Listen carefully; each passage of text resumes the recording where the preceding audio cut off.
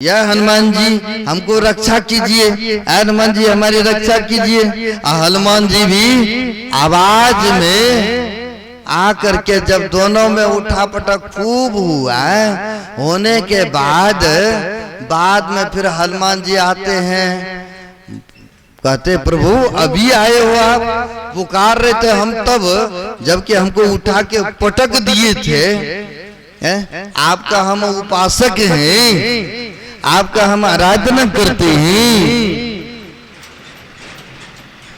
आपका हम पूजा पाठ करते रहे और आपको हम पुकारते रहे। आप तो बलशाली थे, क्या आपका कर्तव्य नहीं होता हमको आकर के रक्षा करना? तो भगवान को भी कहना पड़ा, हमको पते नहीं लगा कौन महात्मा है और कौन धोबिया था, इसलिए हम नहीं आए, इसलिए हम नहीं आए। कहा वो कैसे? अरे दो वो बोला तो तुम भी तो दो बोलते रहे ना, दोनों तो बराबर होता रहा। अगर तुम साधु थे तो सहन कर लेता, तब ना हम जानते कि तुम भी साधुता तुम्हारे में, तब ना तुम्हारी हम रक्षा करते। लेकिन यहाँ पर तो हमको समझ में नहीं है कौन धोबिया कौन साधु थे, इसलिए हम नहीं आए तुम्हारी रक्षा के लिए। तो लेकिन कहते हैं महापुरुष कोर कार धरती से और सब बन रहा है ना, गाछ वृक्ष को कोर कार के दीजिएगा तो वो तो सूख जाएंगे ना। लेकिन कहते कटुक वचन साधु से और से सहा नहीं जाए, है ना। इसलिए साधु उसको कहते जो साधना करने में कुशल पूर्वक अपने आप को लगाते, जो साधना में अपने मन को लगा दिया। वास्तव में साधु तो उसी को कहा। तो यहाँ पर आया गुरु की महत्व। गुरु भी संसार में बहुत तरह के हैं, 7 तरह के हैं, 7 प्रकार के हैं। लेकिन जब तक साचा सदगुरु नहीं मिलेंगे जीवन में, तब तक यह चाहे सांसारिक आपदाएं हो, उलझन हो, या तो कोई भी नरक जाना चाहेंगे शरीर छोड़ने के बाद। कोई भी प्राणी व्यक्ति नहीं चाहते, सब चाहते कि हमें मोक्ष मिले, नहीं सब चाहते कि ऊंचे स्वर्ग में जाए, लेकिन कोई भी नरक में जाना पसंद नहीं करते हैं। लेकिन जब तक साचा सदगुरु नहीं मिलेगा तब तक कहते हैं बाहरी का टेंशन, बाहरी उलझन से भी व्यक्ति को छुटकारा नहीं मिल पाएगा।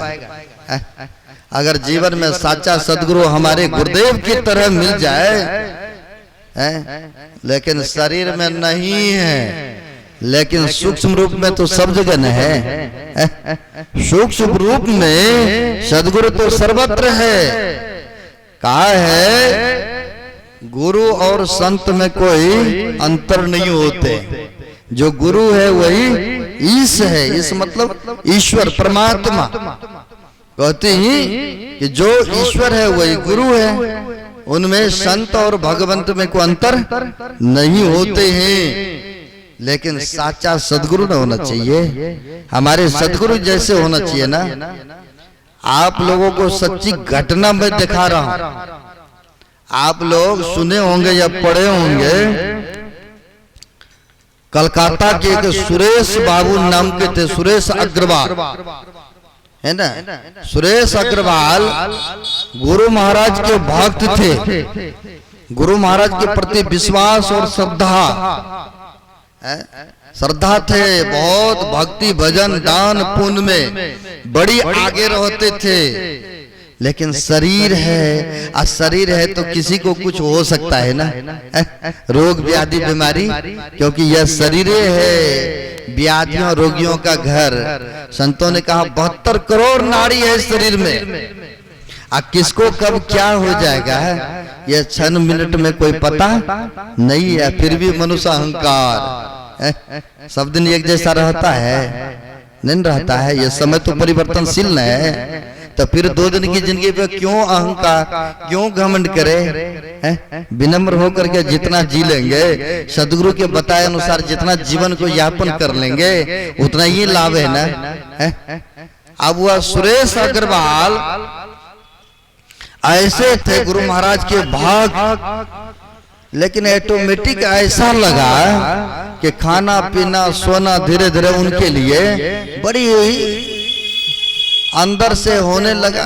कई बार अंदर में गड़बड़ होता है तो बेशक, क्योंकि बाहर के जख्म या घाव तो दिखता है, लेकिन अंदर में जो गड़बड़ है, फिर इन्फेक्शन है या कोई नाड़ी गड़बड़ हो गया, तो खाना सोना या टेंशन में रहना, इसी से पता चलता है कि अंदर में गड़बड़ है। तो व्यक्ति को लगा कि हमको लग रहा है गड़बड़ चल रहा है अंदर में, तो एक बार चेकअप कराना चाहिए, चेकअप कराना चाहिए। तो वह चले गए डॉक्टर के पास, और डॉक्टर के पास गए तो एक सिरिंज ब्लड निकाला कि देखते हैं इनमें शुगर है कि डायबिटीज है कि इन्फेक्शन है कि और कोई बीमारी है। जब निकाला, चेकअप किया डॉक्टर ने, तो पता चला कि बहुत बड़ा बीमारी शरीर में, बहुत बड़ा बीमारी। कौन सी बीमारी? तो डॉक्टर ने बता दिया कि आपको ब्लड कैंसर बीमारी हो गया है, इसलिए आपको सोना खाना सब कुछ बेकार जैसा लग रहा है। अब किसी को बता दे ब्लड कैंसर हो गया है तो कितनी बड़ी टेंशन होंगे।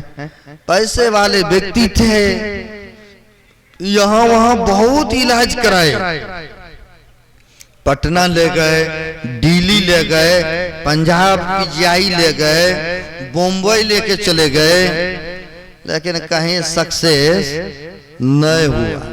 कई बार होता है ना, डॉक्टर को पता चल जाता है और डॉक्टर कह देते हैं इनको ले जाओ भाई, घर में सेवा करना है, ये अब ठीक होने वाला नहीं है। तो डॉक्टरों ने बता दिया कि ले जाइए घर में, है ना, घर में ले जाइए।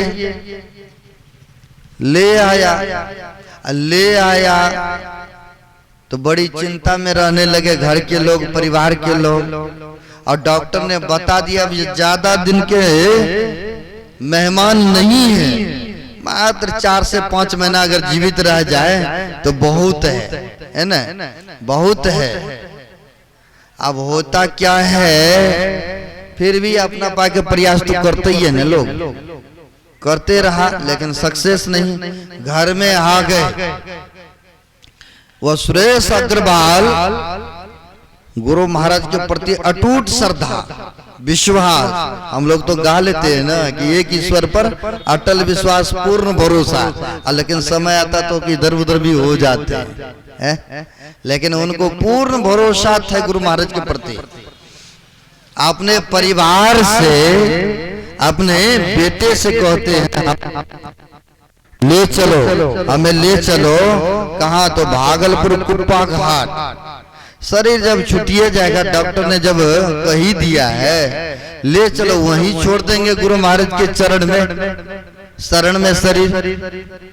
घर के लोगों ने कहा इस परिस्थिति में, इस हालात में जाना ठीक नहीं है, कहीं रास्ते में कुछ हो गया तब। कहा देखो कुछ भी हो हमें ले चलो। गाड़ी किया, परिवार बेटे उनके आ गए। कहा? तो भागलपुर कुप्पा घाट आ गए। भागलपुर कुप्पा घाट आए, गुरु महाराज तो पहले शरीर छोड़ दिए थे सन 1986 में, लेकिन महर्षि संसेवी परमहंस जी महाराज सो शरीर में थे। तो उनके पास गए, प्रणाम पाती किए और रोने लग गए। जिनको जिनसे लगा होता है ना, अपना दुखनामा सुनाते सुनाते कई बार होता क्या है, आंख से आंसू भी बहने लगते हैं।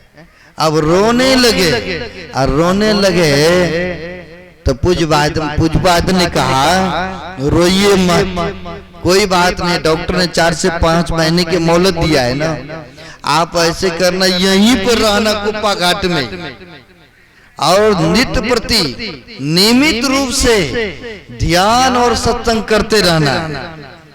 जैसा भी परिस्थिति में रहना पड़े, चाहे भोजन ठीक से समय पर मिले या नहीं मिले, लेकिन भजन समय समय पर करना है ना, भजन समय समय पर, ध्यान समय समय पर करते रहना है, और यहीं रहिए कुप्पा घाट में ही।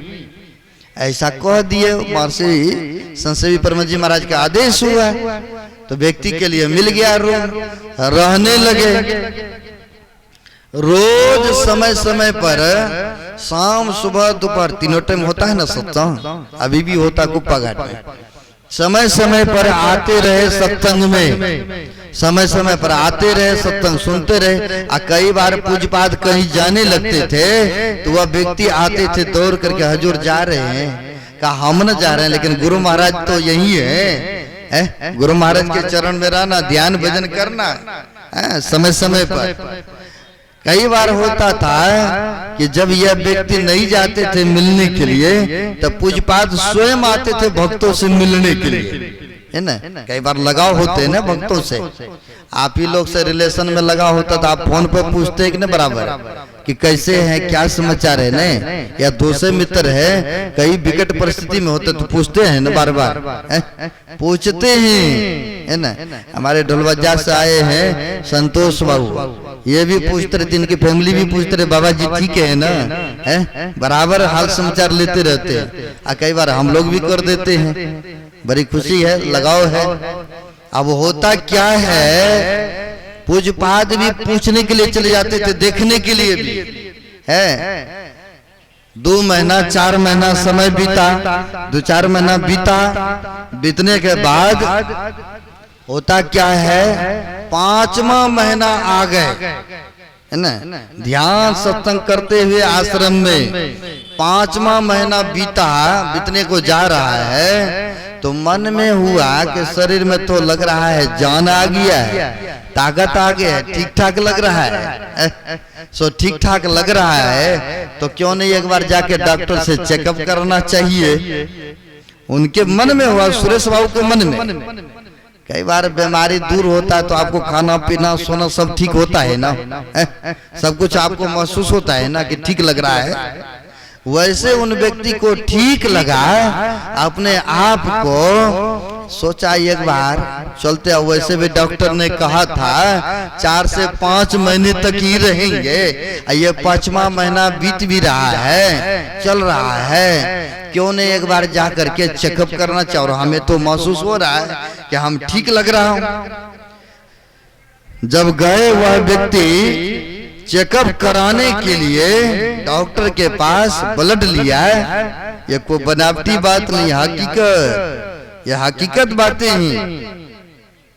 जब गए वहां चेकअप कराने, डॉक्टर ने ब्लड लिया, ब्लड लेने के बाद चेक किया, और जब चेक किए तो उस पर ब्लड में आया, आपको तो नेगेटिव पर दिख रहा, कोई ब्लड कैंसर है ये नहीं है, नेगेटिव पर दिख रहा है। कौन सी दवाई लिए आपने, आपको तो कोई कैंसर बीमारी है ही नहीं, कौन सी दवाई को उपचार किए, आप तो स्वस्थ लग रहे हैं।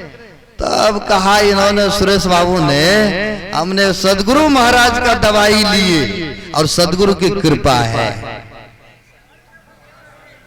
सदगुरु की कृपा है, सदगुरु के चरण शरण में रहा 5 महीने से और बहुत वर्ष तक वह व्यक्ति जीवित रहे। अब इधर जाकर के शरीर छोड़ा वृद्धा हो करके। तो जब सच्चा सदगुरु के प्रति श्रद्धा और विश्वास जमाए रखेंगे, उन पर हम लोगों का श्रद्धा बना रहेगा, तो सदगुरु तो ऐसा होता कि बाहरी टेंशन को, बाहरी जंजाल को, बाहरी परेशानी को, बाहरी कष्ट को, इनका भी निवारण करते हैं। इतना ही नहीं, हम लोग गाते हैं ना, गुरु दाता दयाल वह काटे जमजाल, वह जम के फंदा तक को भी काटते हैं। कब?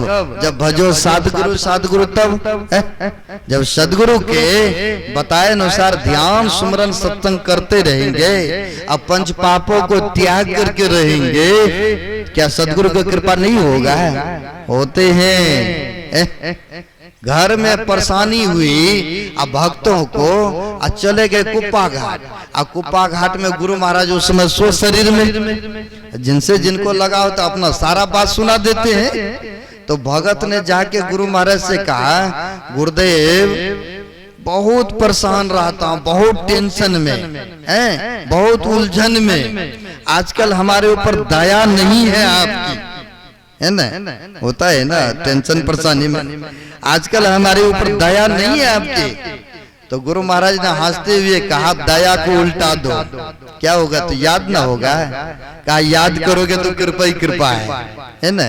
तो वही हम लोगों को याद करने में कमी रहती है ना। कृपा तो उनकी बरस रही है, बारिश सब जगह होती है, पानी कहाँ टिकता है? जहाँ गड्ढा हो तो वही टिकता है। तो इसलिए हम लोगों को पात्र बनना है और सदगुरु की कृपा तो हमेशा बरस ही रहा है, आगे नहीं बढ़ूंगा। 10:15 हो चुका है, अब अपराह्न कालीन विशेष रूप से सुनाएंगे, है ना। विशेष रूप से अपराह्न कालीन में सुनाएंगे। हमारे गायक साहब है, एक गुरु महिमा पर एक भजन सुनेंगे, 2 आध्यात्मिक फिर आरतियां होगी। अभी के लिए इतना ही सत्र में। एक बार बुलंद स्वर में गुरु महाराज की हम लोग जय घोष कर लें। बोलिए प्रेम से श्री सदगुरु महाराज की जय।